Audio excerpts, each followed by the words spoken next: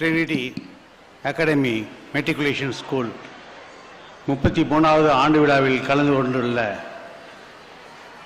இங்கு வந்துள்ள அனைவருக்கும் எனது மாலை வணக்கங்களை தெரிவித்துக் கொள்கின்றேன். இந்த பள்ளி 33 ஆண்டுகளாக மிகச்சிறந்த அளவில் செயல்பட்டு இன்று Trinity matriculation school, Trinity CBSE international school மற்றும் ட்ரினிட்டி காலேஜ் ஃபார் விமன் ஆகிய 3 நிறுவனங்களை மிகச்சிறப்பாக நடத்தி வருகிறது என்பது உங்களுக்கு அனைவருக்குமே தெரிந்திருக்கும். இதில் ட்ரினிட்டி மெட்ரிகுலேஷன் ஸ்கூல், அதாவது தாய்க்கழகம் என்று சொல்லலாம், இதற்கெல்லாம் அடிப்படையான நிறுவனம் இந்த ட்ரினிட்டி மெட்ரிகுலேஷன் ஸ்கூல். 33 ஆண்டுகளாக இதை மிக திறமையாகவும் தங்களுடைய நேரத்தை ஒதுக்கி இந்த பள்ளியை உருவாக்குவதில் மிக பெரும்பங்கு வகித்து வரும் டாக்டர் குழந்தைவேல் அவர்களுக்கும், அவருக்கு துணையாக இருந்து செயலர் சிசி என்று அழைக்கப்படுகிற திரு சந்திரசேகர் அவர்களுக்கும் மற்றும் இந்த பள்ளியின் சக இயக்குநர்கள் அவர்களுக்கும் எனது நன்றியை தெரிவித்துக் கொள்கின்றேன். இப்பொழுது இந்த பள்ளியில் படித்த 4 மாணவர்கள், அதாவது நிறைய மாணவர்கள் படித்திருக்கிறார்கள், எல்லாரையும் இங்கே பேச சொல்ல முடியாது. குறிப்பாக ஒரு 4 மாணவர்களை என்று அழைத்து அவர்களுடைய வெற்றி பாதையை பகிர்ந்து கொண்டார்கள். இந்த வெற்றிக்கு உறுதுணையான ட்ரினிட்டி மெட்ரிகுலேஷன் பள்ளியின் பிரின்சிபல் மற்றும் ஆசிரியர்கள், நான் டீச்சிங் ஸ்டாஃப் அனைவரையும் நாம் பாராட்டி மகிழ்கின்றேன். இந்த 4 பேருமே அவருடைய கருத்துக்களை கூறும் பொழுது நீங்கள் கவனித்திருப்பீர்கள். அடிப்படையாக நம்ம பள்ளியில் சேர்வது எஜுகேஷன், பேசிக் எஜுகேஷன். ஆனால் அதையும் தாண்டி ஒரு நமக்கு நம்பிக்கை, தன்னம்பிக்கையை இந்த பள்ளி ஊட்டியுள்ளது அவர்களுக்கு. அது மட்டுமல்ல, ஆப்பர்ச்சுனிட்டிஸை எவ்வாறு பயன்படுத்துவது என்பதை குறித்தும் மற்றும் டெசிஷன் மேக்கிங் ஸ்கில்ஸை டெவலப் பண்ணுறதுலையும் இந்த பள்ளி அவர்களுக்கு நிறைய போதித்துள்ளது என்பதை நீங்கள் அறிந்தீர்கள். ஆக இத்தகைய ஒரு அடிப்படை கல்வியை மட்டுமல்லாமல் இன்றைய வாழ்க்கை சூழலில் நமக்கு தேவைப்படுகின்ற பல்வேறு விதமான பண்புகளையும் லீடர்ஷிப் குவாலிட்டிஸ்களும் இந்த பள்ளியின் மூலமாக அனைத்து மாணவர்களுமே பெற்றுக்கொண்டிருக்கிறார்கள் என்பது இந்த வெற்றியாளர்களின் கதையை கேட்கும் பொழுது நமக்கு நினைவுக்கு வருகின்றது. இந்த அளவுக்கு அவர்களை உயர்த்திய ஆசிரியர்களுக்கு மீண்டும் ஒருமுறை வாழ்த்துக்களையும் பாராட்டுகளையும் நான் தெரிவித்துக் கொள்கின்றேன்.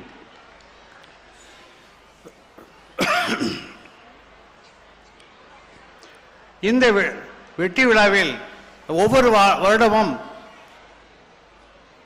ஆனிவர்சரி, அதாவது ஆண்டு விழா என்று நாம் கூறுவோமே, அதில் பார்த்தா ஒரு ஜூப்ளியேஷன் ஃபேமிலி மீட்டு மாதிரி வீட்டில் உள்ள அனைவரும், பேரண்ட்ஸுகள், உற்றார் உறவினர்கள் எல்லாம் இங்கே கலந்து விட்டுருக்கீங்க இந்த விழாவில். இது என்னென்னா, இது ஒரு டீம் ஸ்பிரிட், ஒரு பேரண்ட்ஸு, ஒரு டீச்சர்ஸ் அனைவரும் சேர்ந்த ஒரு பார்ட்னர்ஷிப். இந்த பார்ட்னர்ஷிப் ஈவெண்ட்டில் இவனுடைய முக்கிய கோல் என்னென்ன, அந்த ஸ்டூடெண்ட்டை எப்படி மேம்படுத்துவது என்பது தான். ஸோ இந்த வெற்றியை நீ கொண்டாடும் விதத்தில் இந்த ஆனிவர்சரி அமைந்துள்ளது என்பதை நான் இந்த நேரத்தில் தெரிவித்துக் கொள்கின்றேன். ஏற்கனவே நிறைய பேர் பேசிட்டாங்க. டாக்டர் ஒரு சில கருத்துக்கள் பற்றி நீங்கள் சொல்லுங்கள் அப்படின்னாரு. ரொம்ப நீங்கள்லாம் டயர்டாக இருப்பீங்க. அடுத்தபடியாக வரக்கூடிய என்டர்டெயின்மெண்ட்லாம் பார்க்க மிக ஆர்வத்தோடு இருப்பீங்க. இருந்தாலும் அந்த இடையில் நான் பேசுகிறது ரொம்ப நீண்ட பேச்சாக இருந்தால் கவனிக்க மாட்டீங்கன்னு எனக்கு நல்லா தெரியும். ஒரு 4 கருத்துக்கள் மட்டும், அது என்னுடைய கருத்துக்கள் அல்ல, நம்மளுடைய Infosys founder and mentor Narayanamurthy அவர்களுடைய கருத்துக்கள் 4. அதை பற்றி ஒரு 4 கருத்துக்கள் மட்டும் நான் ஷேர் பண்ணிக்க விரும்புகிறேன். நாராயணமூர்த்தியை என்ன சொல்கிறாருன்னா, ஒரு 4 பாயிண்ட், அதாவது இன்றைய எஜுகேஷனல் சிஸ்டம் நிறைய மாற்றணும், லிபரேஷன் கொடுக்கணும், அதாவது அட்டானமஸ். இன்னைக்கு அனைத்து பள்ளிகளுமே அவர்களுடைய கடுமையான போட்டி நிலவுகின்றது. அதில் வெற்றி பெற வேண்டுமானால் மாணவர்களை அந்த அளவுக்கு தயார் பண்ண வேண்டும் என்றால் அந்த ஒவ்வொரு பள்ளியும் மிகச்சிறந்த அளவில் செயல்பட்டு கொண்டு வருகின்றது. இதற்கு சில தடைபாடுகள் அரசாங்கத்தினால் உள்ளன.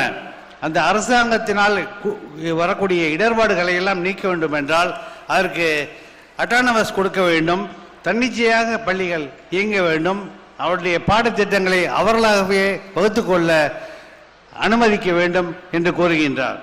அது மட்டுமல்ல,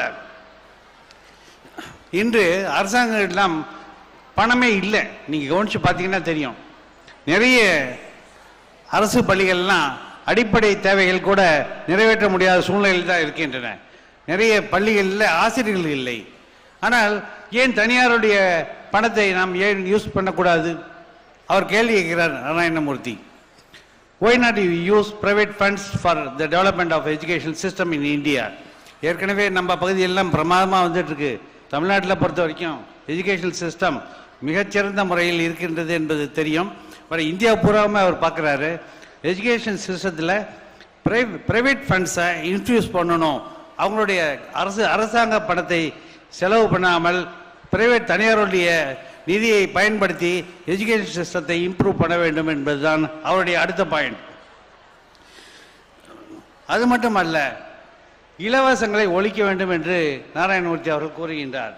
இலவசம் கொடுத்து கொடுத்து பல அரசாங்கங்கள் போண்டியாகி விடுகின்றன. அரசு நிதியை அனைத்துமே இலவசங்களுக்காக செலவிட்டு விட்டால் எவ்வாறு அடிப்படை தேவைகளை பூர்த்தி செய்ய முடியும் என்று அவர் கேள்வி கேட்கின்றார். அது மட்டுமல்ல, இந்த ஸ்காலர்ஷிப் என்ற ஒரு திட்டத்தையும் அவர் மாற்றி கூப்பன்கள் அல்லது கிரெடிட் பாயிண்ட்ஸ் கொடுக்கணும். அந்த கிரெடிட் பாயிண்ட்ஸ் அல்லது கூப்பனை வைத்து தான் அவர்கள் ஸ்கூல் ஃபீஸோ அல்லது புக்ஸோ அல்லது ட்ரைனிங்ஸோ இதெல்லாம் போகலாம். ஏன்னா பணமாக கொடுக்கும் பொழுது அந்த பணம் பள்ளிக்கு தான் செல்லுதுன்னு சொல்ல முடியாது.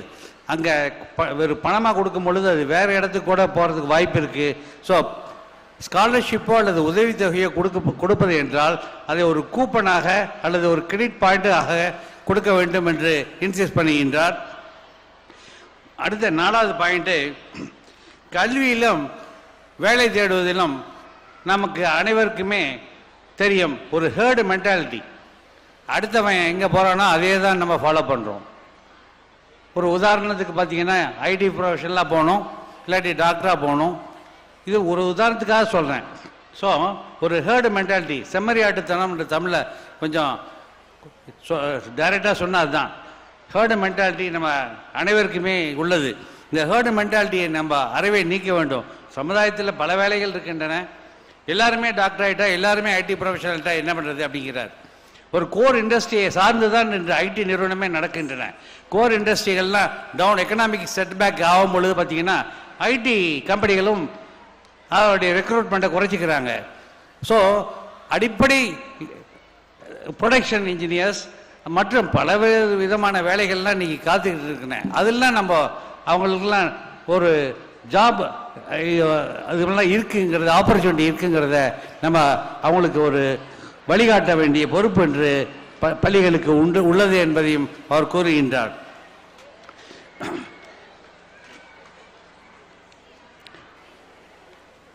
இதெல்லாம் பொதுவான கருத்துக்கள்.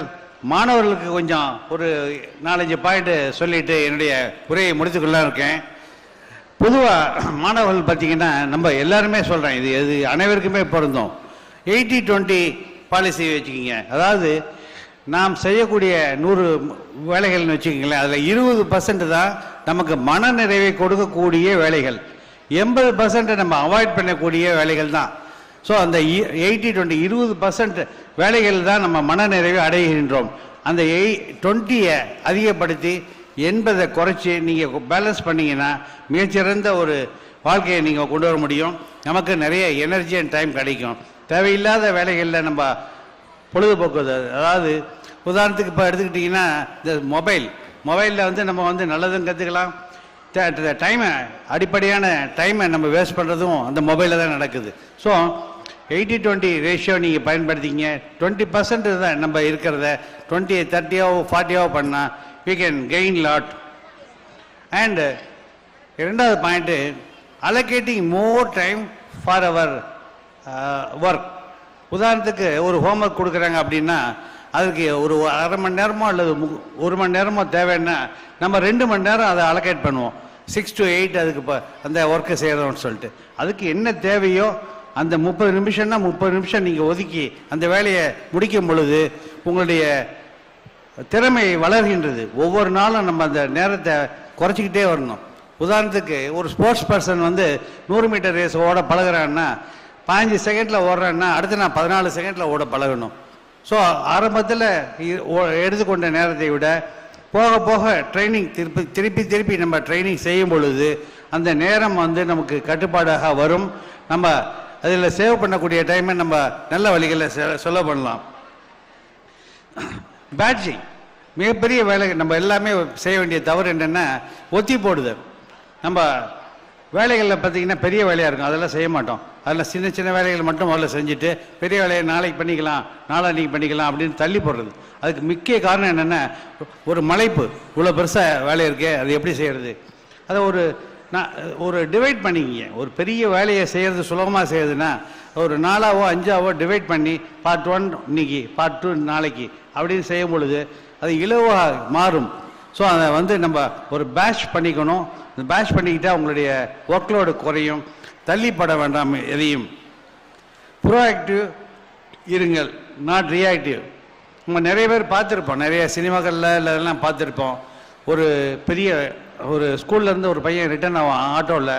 அப்போ ரோடு ஒரு மரம் விழுந்து ரோடு தடைப்பட்டிருக்கும். இந்த பக்கம் அந்த பக்கம் வாகனம்லாம் நிறைய நிற்கும். இந்த மரத்தை யார் எடுக்கிறதுன்னு சொல்லிட்டு எல்லாரும் உட்காந்துருப்பாங்க. யாரோ எடுக்கட்டும் அப்படின்னு சொல்லிட்டு போலீஸ் கூட அங்கே உட்காந்துருப்பாங்க, ஒயர்லெஸில் பேசிகிட்டு இருப்பாங்க ஒழிய யாருமே அந்த மரத்தை எடுக்க மாட்டாங்க. கடைசியில் பார்த்தீங்கன்னா ஒரே ஒரு பையன், ஸ்கூல் பையன் ஓடியாந்து, சின்ன பையனாக இருப்பான், அவன் தான் அந்த மரத்தை தள்ள பார்ப்பான். அந்த மரத்தை அவனால் கண்டிப்பாக தள்ள முடியாதுன்னு நம்மளுக்கு தெரியும். இருந்தாலும் முதல் முயற்சி அந்த பையனுது. உடனடியாக இதை பார்த்து எல்லாரும் ஓடியாந்து அனைவரும் அந்த மரத்தை தள்ளி அந்த போக்குவரத்து செய்வதை நம்ம பல நேரங்களில் நம்ம பார்த்துருக்கோம், பல இடங்களில் பார்த்துருக்கோம். இந்த மாதிரி ப்ரோஆக்டிவாக நம்ம இருக்கணும். எந்த வேலையும் யாரோ செய்யட்டும் என்று காத்திராமல் நாமே முதல் முயற்சியை எடுக்க பழக வேண்டும். இந்த நேரத்தில் நம்ம முக்கியமாக பேசணும். ஸ்டூடெண்ட்ஸ்கிட்ட முக்கியமாக ஷேர் பண்ண வேண்டிய ஒரு விஷயம் என்னென்னா மிஸ்டேக்ஸ் அண்ட் ஃபெயிலியர்ஸ். இந்த மிஸ்டேக்ஸும் ஃபெயிலியர்ஸும் மிகப்பெரிய ஒரு சோதனையாக நம்ம நாட்டில் கருதப்படுகின்றது. ஒரு மிஸ்டேக் பண்ணாலோ அல்லது ஃபெயிலியர் ஆனாவோ அவனை கேலி பண்ணுறதோ அது மாதிரிலாம் இருக்கக்கூடாது. நம்ம பண்ணுற மிஸ்டேக்லேயும் நம்ம பண்ணுற ஃபெயிலியர்ஸுங்கிறதும் நம்ம நிறைய விஷயங்களை கற்றுக்கொள்ளணும். எல்லாத்துலேயுமே ஜெயிச்சுட்டு போகிறவனோட ஃபெயிலியர் ஆகி ஜெயிச்சவன் தான் மிகச்சிறந்த ஒரு மனிதனாக மாறுறான். அப்படிங்கிறதுக்கு உதாரணம் ஒன்று சொல்கிறேன். ஜிஎம்ஆர் ராவ் பற்றி நீங்கள் கேள்விப்பட்டிருக்கீங்க. ஜிஎம்ஆர் இன்ஃப்ராஸ்ட்ரக்சர்னு சொல்லிட்டு ஒரு மிகப்பெரிய ஒரு இன்ஃப்ராஸ்ட்ரக்சர் கம்பெனி இன்று இருக்கின்றது. இந்த ஹைவேலாம் பார்த்தீங்கன்னா ஜிஎம்ஆர் மெயின்டைன் பை ஜிஎம்ஆர் இன்ஃப்ராஸ்ட்ரக்சர்னு போட்டிருப்பாங்க. ஹைதராபாத் ஏர்போர்ட் கூட அவங்க தான் பில்ட் பண்ணாங்க. இது மாதிரி ஒரு மிகப்பெரிய ஒரு இன்ஃப்ராஸ்ட்ரக்சர் நிறுவனம். அதை அதனுடைய ஃபவுண்டர் அவருடைய ஸ்டோரி சொன்னால் கொஞ்சம் உங்களுக்கு நல்லாயிருக்கும். அந்த ஸ்டோரியோடு சொல்லி நான் முடிச்சுக்கிறேன். கிராந்தி மல்லிகார்ஜுன ராவ், ஜிஎம்ஆர் ராவ் என்று அனைவராலும் அழைக்கப்படுகின்ற அந்த ஜிஎம்ஆர் ராவோட வாழ்க்கை பார்த்தீங்கன்னா ஒரு சாதாரண நகை விற்கக்கூடிய ஒரு குடும்பத்தில் நகையை தான் விற்கிறாங்க, செஞ்சு விற்கிறாங்க. அந்த வீட்டில் அவர் பையனாக பிறந்திருக்காரு. அவங்க அப்பா 10ஆவதோடு அந்த பையன் 10ஆவது ஃபெயில் ஆனோடனே நீ கடையை பார்த்துக்கோன்னு சொல்லி விட்டுட்டார். அந்த சமயத்தில் அந்த பையனோட படிப்பில் அதிகம் கவனம் இல்லை. ஸோ உடனே கடையை பாருன்னு சொல்லி ஸ்கூலில் நிறுத்தி கடையை பார்க்க வச்சுட்டார். அவங்க பேரண்ட்ஸ் 2 பேரும் ஒரு நார்த் இந்தியா டூர் போக வேண்டியிருந்தது. நார்த் இந்தியா டூர் போயிட்டு 15 நாள் கழித்து திரும்பி பார்த்தாங்க, கடையில் ஒன்றுமே இல்லை, ஒரு நகை கூட இல்லை. கடை என்ன தேடிக்கிட்டு போயிட்டானா நகையெல்லாம் அப்படின்னு சொல்லிட்டு பயந்துக்கிட்டு பதறிக்கிட்டு கேட்குறாங்க, எங்கே போச்சு அந்த நகையெல்லாம் அப்படின்னு கேட்குறாங்க. அந்த நகை எல்லாமே விற்றுட்டேன் அப்படின்னு சொன்னார் அந்த மல்லிகார்ஜுன ராவ். அப்போ அவங்க அப்பா சொல்கிறார், என்னாலேயே விற்க முடியல, பல வருஷங்களாக அந்த சில நகையெல்லாம் விற்கவே முடியல, நீ எப்படி விற்ற அப்படின்னு கேட்டார். நான் நல்லா பேசி விற்றுட்டேன் அப்படின்னு சொல்லும்போது தான் அவருடைய அப்பாவோட நண்பர் ஒரு பக்கத்தில் இருந்து சொன்னார், இந்த பையனுக்கு மார்க்கெட்டிங் ஸ்கில்ஸ் நிறைய இருக்குது, இவனை மறுபடியும் படிக்க வைங்க, இவன் மார்க்கெட்டிங்கில் மிகச்சிறந்தமாக வருவான் அப்படின்னு சொல்லி அவங்க அப்பாவுக்கும் அம்மாவுக்கும் ஐடியா கொடுத்து மறுபடியும் ஸ்கூலில் அவர் சேர்ந்து மாநிலத்திலேயே மிகச்சிறந்த மாணவனாக கோல்டு மெடலிஸ்டாக வரார். ஆந்திரா யூனிவர்சிட்டியில் பிஇ கோல்டு மெடலிஸ்டாக வர்றார். அதற்கப்புறம் அவரை வந்து ஒரு பேப்பர் மில்லில் சேர்றார். முதல் தொழில் அது வந்து அவருக்கு ஒரு பேப்பர் மில். ரெண்டாவது அந்த பேப்பர் மில்லில் அவருடைய பார்ட்னர் அவரை ஏமாத்திடுறார். அவர் தோல்வி அடைந்து அடுத்த கவர்மெண்ட் வேலைக்கு போகிறார். பிடபிள்யூடி இன்ஜினியராக மாறார். பிடபிள்யூடி இன்ஜினியராக ஒரு 2 வருஷம் ஒர்க் பண்ணுறார். ஆனால் அவருடைய அதில் அவருக்கு நாட்டம் செல்லவில்லை. இது என்னுடைய not my cup of coffee என்று அதிலிருந்தும் விலகி அடுத்த தொழில் ஆரம்பிக்கின்றார். இது மாதிரி 6 தொழில்கள் அவர் ஆரம்பித்து 6லையுமே அவருக்கு நிறைய தோல்விகள் தான் கிடைத்தன. நிறைய ஆனால் படிப்பினைகளை கற்றுக்கொண்டார். நிறைய கான்டாக்ட்ஸ்களை டெவலப் பண்ணார். 7வது தொழிலாக இந்த ஜிஎம்ஆர் இன்ஃப்ராஸ்ட்ரக்சர் அவருக்கு பிடபிள்யூ வேலையில் சேரும் பொழுது அந்த கன்ஸ்ட்ரக்ஷனை பற்றி கொஞ்சம் தெரிஞ்சுக்கிட்டார். ஸோ அந்த நம்ம ஒரு இன்ஃப்ராஸ்ட்ரக்சர் கம்பெனி ஆரம்பிப்போம், ஒரு கன்ஸ்ட்ரக்ஷன் கம்பெனி ஆரம்பிப்போம்னு சொல்லி ஜிஎம்ஆர் இண்டஸ்ட்ரீஸ் இன்ஃப்ராஸ்ட்ரக்சருங்கிற கம்பெனியை ஆரம்பிக்கிறார். அதுக்கு அந்த 6 கம்பெனிகளில் வந்த தோல்வியினால் கிடைத்த படிப்பினைகள், அதனால் கிடைத்த கான்ட்ராக்டுகள், இதை வச்சு அந்த ஹைதராபாத் ஏர்போர்ட் கிடைக்கக்கூடிய வாய்ப்பு அவருக்கு கிடைச்சது. அந்த ஹைதராபாத் ஏர்போர்ட் கட்டுறது அது தனி ஒரு ப்ராஜெக்ட். அதை பற்றியே 1 மணி நேரம் கூட பேசலாம். அந்த வாய்ப்பு கிடைத்த உடனே அவருடைய இன்ஜினியரிங் டீமை வந்து வேர்ல்டுலேயே மிக நேர்த்தியான ஏர்போர்ட்டான ஸ்வீடனில் ஷிப்போல் ஏர்போர்ட்னு ஒன்று இருக்குது. அந்த ஷிப்போல் ஏர்போர்ட்டை போய் பார்த்துட்டு அவனுடைய பிளான்லாம் வாங்கி கம்ப்ளீட்டாக ஸ்டடி பண்ணிட்டு வந்து ஹைதராபாத் ஏர்போர்ட்டை கட்டுறார். அந்த ஹைதராபாத் ஏர்போர்ட் கட்டும் பொழுது மிகச்சிறந்த ஒரு ஏர்போர்ட் அப்படின்று அனைவராலும் பாராட்டப்படுற ஏர்போர்ட். இன்றும் அது ஒரு அழகான ஏர்போர்ட் தான் நான் சொல்லுவேன். அந்த ஏர்போர்ட்டை கட்டினார். அது மட்டுமல்ல, அதற்கு பிறகு அவருடைய கதை வெற்றி கதை தான். எங்கே போனாலும் ஜெயிச்சார். மாலத்தீவில் ஒரு ஏர்போர்ட் கட்டினார், டெல்லியில் ஒரு ஏர்போர்ட் கட்டினார். அதுக்கப்புறம் இப்போ பிலிப்பைன்ஸில் ஒரு ஏர்போர்ட் ரீசெண்டாக கட்டியிருக்கார். $1.5 பில்லியன் அவருடைய சொத்து மதிப்பு இன்று. ஆக 6 விதமான தொழில்கள் முயற்சி ஈடுபட்டு தோல்வி அடைந்த ஜிஎம்ஆர் ராவ் அவருடைய 7வது முயற்சியில்தான் மிகப்பெரிய ஒரு வெற்றியை சாதித்து இன்று வரை சாதித்து கொண்டே இருக்கிறார். மிக எளிமையான மனிதர். அவருடைய வாழ்க்கை பாதையை நாம் படித்து கொண்டால் கூகுளில் போனால் தெரியும். அவருடைய அந்த தோல்வி தான் அவருடைய வெற்றிக்கு முதல் படி என்று அவர் கூறுவார். ஆக தோல்விகளையும் மிஸ்டேக்குகளையும் நமக்கு செய்யாமல் நம்மளுடைய தவறுகளிலிருந்து நாம் என்ன கற்றுக்கொள்கிறோம் என்பதை கற்றுக்கொண்டு இந்த பள்ளி ட்ரினிட்டி பள்ளி இந்த பகுதியில் மக்களுக்கு மிகச்சிறந்த சேவைகளை அளித்து வருகின்றது. மேன்மேலும் இந்த சமுதாயத்தில் பல்வேறு மாற்றங்களை செய்து வருகின்றது. இன்று வந்து இந்த பேசி நம்முடைய கலந்து கொண்ட முன்னாள் மாணவர்கள் 4 பேர் கதையை நம்ம கேட்கும் பொழுதே இந்த பகுதியில் அவர்கள் என்ன மாற்றங்களை கொண்டு வந்து செய்துள்ளார்கள் என்பது நாம் அனைவருக்கும் விளங்குகின்றது. இந்த பள்ளியின் சேவை மீண்டும் தொடர வேண்டும், வெற்றி கதைகளை உருவாக்க வேண்டும். இன்று இந்த 4 பேர் மட்டுமில்லாமல் இந்த ஏரியாவில் உள்ள அனைத்து மாணவர்களுடைய கல்வி தாகத்தையும் வாய்ப்புகளையும் உருவாக்க வேண்டும் என்று கூறி வாய்ப்புக்கு நன்றி கூறி விடைபெறுகிறேன். நன்றி, வணக்கம். Thank you, sir. Thank you very much for your detailed and informative speech. Now, may I request Dr. Mallika Kuladwel ma'am and Mrs.